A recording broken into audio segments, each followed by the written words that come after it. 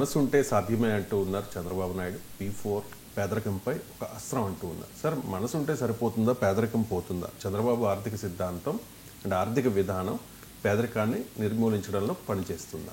నేనేమి అనను దీనికి. ఎందుకంటే నేనంటే ట్రోల్స్ మీద పడతారు. కానీ రాధాకృష్ణ ఏబిఎన్ రాధాకృష్ణ అయితే టీడీపీ వాళ్ళు బహుశా ట్రోల్ చేయరు. ఎందుకంటే ఆయన జగన్ పైన నిరంతరం తెలుగుదేశం కన్నా ఎక్కువ పోరాడే వ్యక్తి. జగన్ పై పోరాటంలో రాధాకృష్ణ నిబద్ధతను ఎవరూ ప్రశ్నించలేరు. అంత కమిటెడ్ పర్సన్. సో ఆయన ఏమన్నాడు? తలమాసిన సలహా, దిక్కుమాలిన ఆలోచన. చంద్రబాబు నాయుడు అధికారంలోకి వచ్చినప్పుడల్లా ఇలాంటి దిక్కుమాలిన ఆలోచనలు ఎవడోడు చెప్తాడు, పాటిస్తాడు. భ్రష్టు పట్టిస్తుంది ప్రభుత్వాన్ని. P4 పిచ్చిలో చంద్రబాబు. అది హెడ్లైన్. ఆంధ్రజ్యోతిలో page 1 headline. Weekend comment with RK అని కొట్టండి, యూట్యూబ్లో వస్తుంది. దానికి తమ్నైల్ కూడా అదే. P4 పిచ్చిలో చంద్రబాబు. పిచ్చి, దిక్కుమాలిన, తలమాసిన, భ్రష్టు పట్టిన. ఈ పదాలు వేరే వాళ్ళు వాడితే ఇప్పటికీ ఆంధ్రప్రదేశ్ పోలీస్ వచ్చేస్తుంది, తెలంగాణలో వచ్చేస్తుంది. కానీ ఈ పదాలు వాడింది ఏబిఎన్ రాధాకృష్ణ. సో బహుశా ఏబిఎన్ రాధాకృష్ణ వాడానని చెప్పితే కూడా కోపం రావచ్చు. కానీ ఏం చేయగలం, చెప్పింది నిజమే కదా. సో రాధాకృష్ణ చెప్పకపోతేనైతే రాధాకృష్ణ చెప్పిందని అనను కదా. నేనైతే ఆ పదాలు ఎప్పుడు వాడలేదు. ఆ స్థాయిలో P4ను విమర్శించలేదు కూడా. విమర్శించడం న్యాయమని కూడా నేను అనుకోను. సో P4 అదేదో తప్పుడు పథకం అని నేను అనను. ఇదే మంచి ఆలోచన, అనుమానం లేదు. సమాజంలో అసమానతలు ఉన్నాయి. సంపన్నులు ఉన్నారు, పేదవాళ్ళు ఉన్నారు. సంపన్నులలో అందరూ దాతృత్వాన్ని ప్రదర్శించరు. స్వచ్ఛందంగా కొంతమంది దాతృత్వాన్ని ప్రదర్శించి పేదలకు సహకరించవచ్చు. ఎందుకంటే భారతీయ సంస్కృతిలోనే దానము అనే యొక్క విశిష్టమైనటువంటి అంశం ఉంది కనుక. కానీ ఆచరణలో మనకు తెలుసు పేదలు ఎంతమంది ఉన్నారు, సంపన్నులు ఎంతమంది ఉన్నారు, సంపన్నుల్లో ఎంతమందికి దాతృత్వం ఉంటుంది. మీకు ఆ మధ్య ఒక రైటర్ చాలా ఆసక్తిగా కంపేర్ చేశాడు. ఆర్మీకి బిజినెస్కు తేడా ఏంటి అని. సైన్యము వ్యాపారము తేడా ఏంటి. సైన్యమేమో తనకు నష్టం కలుగుతున్నా కూడా ఇతరుల కొరకు త్యాగం చేస్తాడు. ఇప్పుడు సైనికుడు ఏం చేస్తాడు? శత్రువులు బుల్లెట్లు ప్రయోగిస్తున్నా, తన ప్రాణాలు పోతాయని తెలిసినా తన కొలీగ్స్ను కాపాడటానికి ముందుకే ఉరుకుతాడు తప్ప వెనక్కిపోడు. కానీ వ్యాపారంలో తన ప్రయోజనాల కోసం అవసరమైతే కొంతమంది అయినా పక్కవాడి ప్రయోజనాలు కూడా దెబ్బతీస్తాడు. అందరని నేను అన్నాను, అందరూ అలా వ్యాపారం చేస్తారని నేను ఎప్పుడు అన్నాను. అంటే ఆర్మీలోమో పక్కవాడి ప్రాణాల కోసం తాను త్యాగం చేస్తే తన ప్రయోజనాల కొరకు పక్కవాడిని త్యాగం చేయిస్తారు వ్యాపారం అని ఒక కంపారిజన్ చదివాను నేను. ఒక ఆథర్ చెప్పాడు. అందువల్ల దాతృత్వము సంపన్నులందరికీ ఉండదు. సో సంపన్నులందరికీ దాతృత్వాన్ని ప్రభుత్వం ఆదేశించి క్రియేట్ చేయరాదు. ప్రభుత్వం అలాంటి గతంలో చేసిన ప్రయత్నాలు సక్సెస్ కాలేదు. కార్పొరేట్ సోషల్ రెస్పాన్సిబిలిటీ CSR అని ఒక చట్టమే చేసి తమ లాభాల్లో 2% మీరు పేదలకు సమాజ అభివృద్ధికి కేటాయించాలంటే ఎన్ని కంపెనీలు హానెస్ట్గా చేస్తున్నాయి మనందరికీ తెలుసు. దాన్ని ఎలా మ్యానిపులేట్ చేస్తారు. ఇక అన్ని మతాలు, మీరు ప్రతి మతంలోనూ ఉంటుంది మీకున్న దాంట్లో కొంత ఇవ్వండి అని. కానీ మతాన్ని రోజు విశ్వసించి ఆచరించే వారు కూడా ఎంతమంది మతంలో చెప్పినా, అన్ని మతాల్లో చెప్పినా ఈ గుణాన్ని, దాన గుణాన్ని ఆచరిస్తున్నారు. అందువల్ల ప్రాక్టికల్గా అది జరగదు. కొంత మేరకు జరుగుతుంది, కాదని అనను. ఆ మేరకు మనకు ఉపయోగమే. అందుకే అది తలమాసిన సలహా కాదు, అది దిక్కుమాలిన ఆలోచన కాదు, అది భ్రష్టు పట్టించే పని అయితే కాదు, అది పిచ్చి పట్టడం అయితే కాదు. అంతవరకు గ్యారంటీ. అందుకే రాధాకృష్ణతో నేను విభేదించేది. ఎందుకంటే ఆ మేరకు అది ఉపయోగమే, కాదని ఎవరంటారు? ప్రభుత్వం ఒక ఫెసిలిటేటర్గా ఉండి చేయొచ్చు. కానీ రియాలిటీలో ఏం జరుగుతుంది? ఓ మిత్రుడు, తెలుగుదేశానికి అనుకూల మిత్రుడే, ప్రముఖుడు ఒక ఆయన ఫోన్ చేసి నాకు చెప్పాడు, సార్ మీరు గమనించారో లేదో, మీరు చంద్రబాబు నాయుడు P4 సమావేశం పెడితే వేదిక పైన చంద్రబాబు నాయుడు ప్రభుత్వం ద్వారా కాంట్రాక్ట్లు పొందే పెద్దలు కూడా ఉన్నారు. వాళ్ళు కాంట్రాక్ట్లోమో డబుల్ రేట్లేసి రాష్ట్ర ఖజానా నుంచి దోచుకుంటున్నారు. అందులో 5 పైసలు 2 పైసలు మళ్ళీ P4కి ఇస్తున్నారు అని ఓ మిత్రుడు చెప్పాడు. నేనేం వెరిఫై చేయలేదు, కానీ చెప్పిన మిత్రులు మీరు వెరిఫై చేసుకోండి. సో మీకు పోలవరంలో కాంట్రాక్టులు తీసుకున్న వాళ్ళు, అమరావతిలో కాంట్రాక్టులు తీసుకున్న వాళ్ళు, రాష్ట్ర ప్రభుత్వంతో కాంట్రాక్టులు తీసుకొని డిస్ప్రపోర్షనేట్గా లాభం పొందిన వారు P4లో మార్గదర్శకులుగా ఎంతమంది అయ్యారు, వారు ప్రభుత్వ ఖజానా నుంచి ఎంత లాభం పొందారు, P4కు ఎంత ఇస్తున్నారో ఒకసారి లెక్క తీయండి. ఇదైతే లెక్క తీస్తే తేలిపోతుంది కదా. లేదు ప్రభుత్వంతో కాంట్రాక్టులు చేసిన వాళ్ళు ఎవరు P4లో లేరు అని చెప్పమనండి, అభ్యంతరం లేదు. So this has to be verified. నేను చెప్పాను, మీకే వదిలేస్తున్నా, ప్రేక్షకులకే వదిలేస్తున్నా. ఇక ఏబిఎన్ రాధాకృష్ణ తన విశ్లేషణలో చెప్పాడు, కొన్ని సందర్భాల్లోనైతే మార్గదర్శకుల కన్నా బంగారు కుటుంబాలకే ఎక్కువ వస్తున్నాయని. అంటే పేదవాళ్ళు, బంగారు కుటుంబాలు పేదవాళ్ళు వాళ్ళకే ఎక్కువ వస్తున్నాయని కూడా రాశాడు ఆయన. నాకు తెలియదు, మనకందరికీ తెలుసు ఏలూరులో డిఈఓ కలెక్టర్ ఆదేశాలు ఉటంకిస్తూ హెడ్ మాస్టర్లను మార్గదర్శకులుగా కమ్మన్నారు. హెడ్ మాస్టర్ జీవితం అంతా సంపాదించినా ఎంత త్యాగం చేయగలుగుతాడండి? హెడ్ మాస్టర్కి ఉండే వనరులు ఏంటి? మా నాన్న కూడా హెడ్ మాస్టర్గా పనిచేశాడు. పోనీ అప్పటితో పోలిస్తే ఇప్పుడు జీతాలు పెరిగాయి. ఎంత పెరిగినా హెడ్ మాస్టర్ ఎంత త్యాగం చేయగలుగుతాడు? ఆఖరికి సాలూరు మున్సిపాలిటీలో అయితే అంగన్వాడీలు కూడా మార్గదర్శకులు కమ్మన్నారు. అంగన్వాడీలు ఏం చేయగలుగుతారు పాపం? వాళ్ళే బంగారు కుటుంబాలు కావాలి. సో ఇవన్నీ పోనీ కొన్ని అబరేషన్స్, ప్రతి పథకంలో కూడా కొన్ని లోపాలు ఉంటాయి. దాన్ని మనం సీరియస్గా ఏబిఎన్ రాధాకృష్ణ తీసుకోవచ్చు, కానీ నాగేశ్వర్ తీసుకోడు. ఎందుకంటే ఏ పథకంలోనే ఇలాంటి లోపాలు ఉంటాయి. ఈవెన్ అమెరికాలో కూడా ఫుడ్ కూపన్లు BMW కార్లో వచ్చి తీసుకుపోయే వాళ్ళు ఉంటారని నేను చదివాను.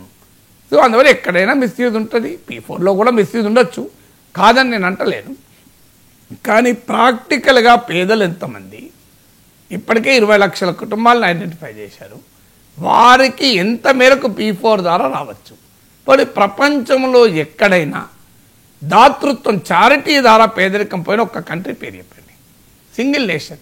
ఇప్పుడు పావర్టీ పైన నేను కూడా చాలా టెండూల్కర్ కమిటీ రిపోర్ట్ నుంచి మొదలుకొని అనేక కమిటీల రిపోర్ట్లు చదివాను. ప్రపంచవ్యాప్తంగా పావర్టీని ఎలా ఎదుర్కొన్నారు అని డెవలప్మెంట్ ఎకనామిక్స్లో పావర్టీ ఎలివియేషన్ అనేది ఒక ముఖ్యమైన అంశం.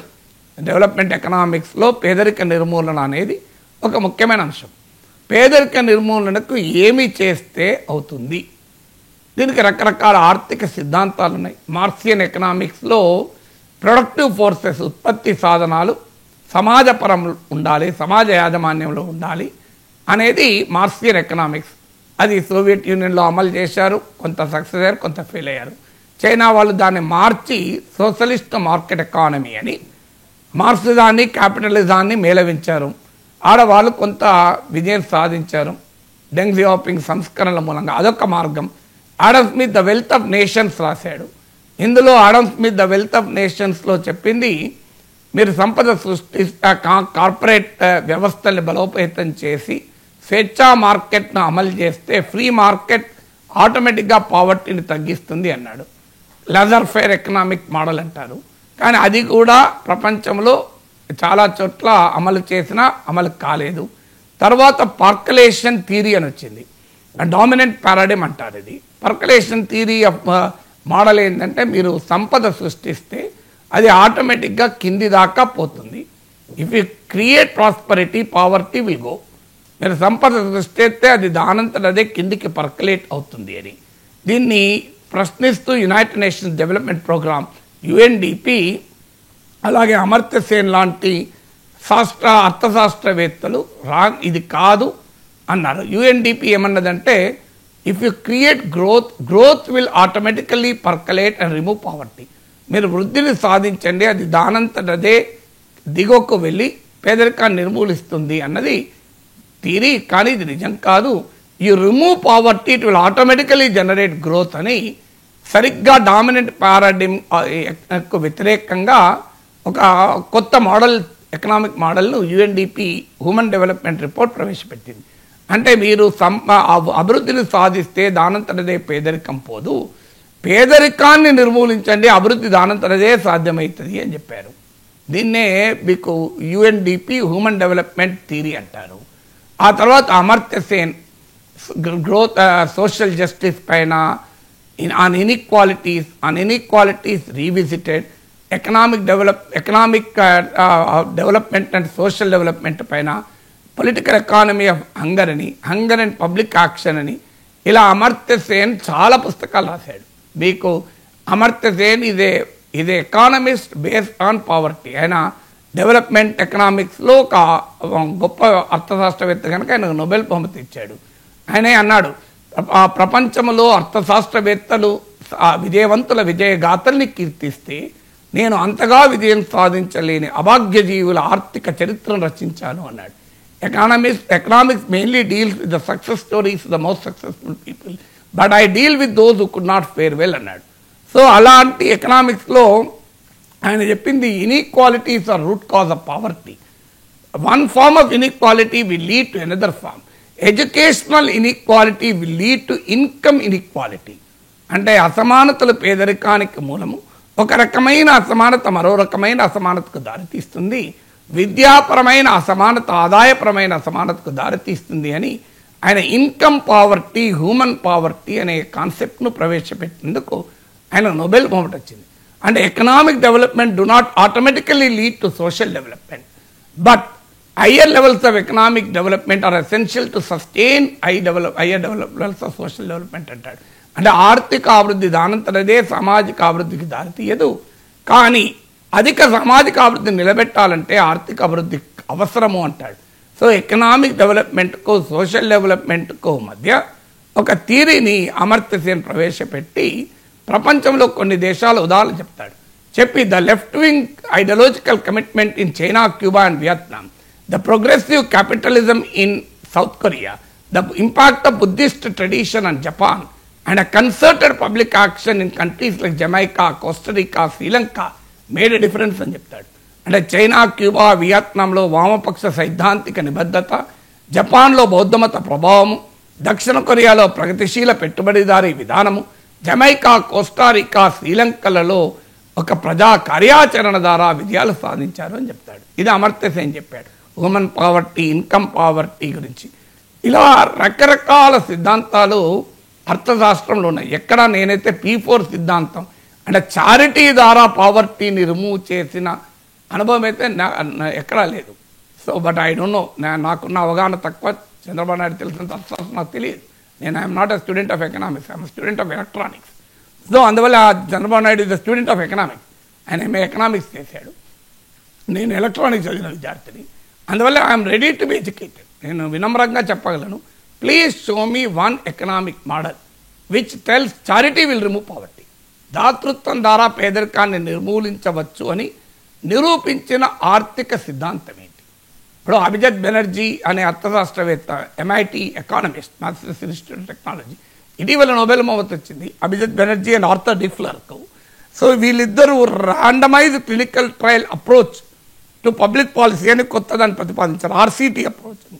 అంటే ఒక ప్రభుత్వ విధానం సరైందా కాదా అనటానికి, ఒక ఔషధాన్ని తయారు చేసినప్పుడు ఏ రకంగానైతే ర్యాండమైజ్ క్లినికల్ ట్రయల్ జరిపి నిరూపిస్తామో, పబ్లిక్ పాలసీ కూడా ర్యాండమైజ్ క్లినికల్ ట్రయల్స్ ద్వారా నిరూపించబడాలి అంటారు అని ఆయన రాజస్థాన్లో ప్రయోగం చేస్తారు. ఇమ్యూనైజేషన్ ప్రోగ్రాం పెడతారు, టీకాలు ఇచ్చేది. టీకాలు ఇవ్వడం ద్వారా బిడ్డల ఆరోగ్యానికి మంచిదని అందరికీ తెలుసు. కానీ అప్పుడు కొంతమంది మహిళలు ముందుకు వస్తారు.